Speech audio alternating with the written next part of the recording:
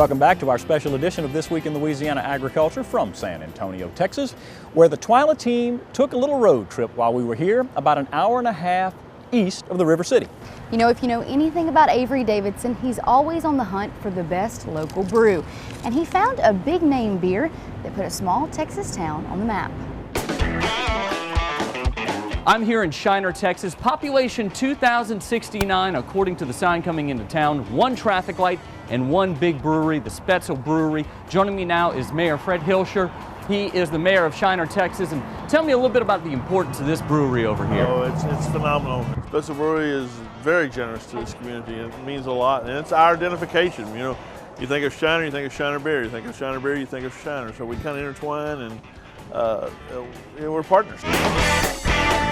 And what a partnership it is. Founded in 1909 by Cosmos Spetzel, this brewery now employs nearly 150 people in Shiner, some for nearly all of their lives. Well, this is Jimmy Marek. He is the brewmaster here. Jimmy, you've been here since we, what, 17 years old? Yes, I was 17 years old, working on 36 years here. Wow, I bet you learned a lot during that time. Yes, seen a lot of things happen here in the last, 35 plus years. The biggest change is volume. Jimmy says the employees here make 8 brews every day, which then go into nearly 700,000 bottles and another 1,200 kegs, again every day.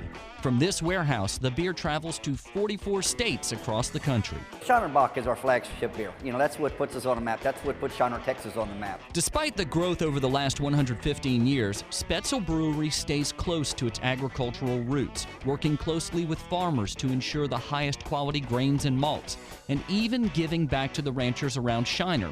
You see, the 3 counties surrounding Shiner have the highest concentration of cattle in the state. After we get through what we want to get out of this grain, there's a lot of nutrients still left in this byproduct, this spent grain.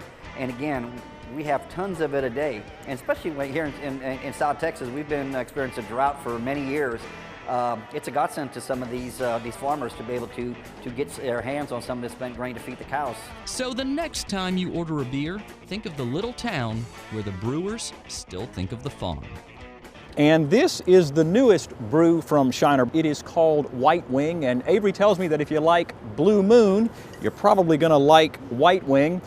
He talked about coriander and orange, but the guy can go on about beer forever and ever. But apparently if Avery Davidson likes it, that's the seal of approval.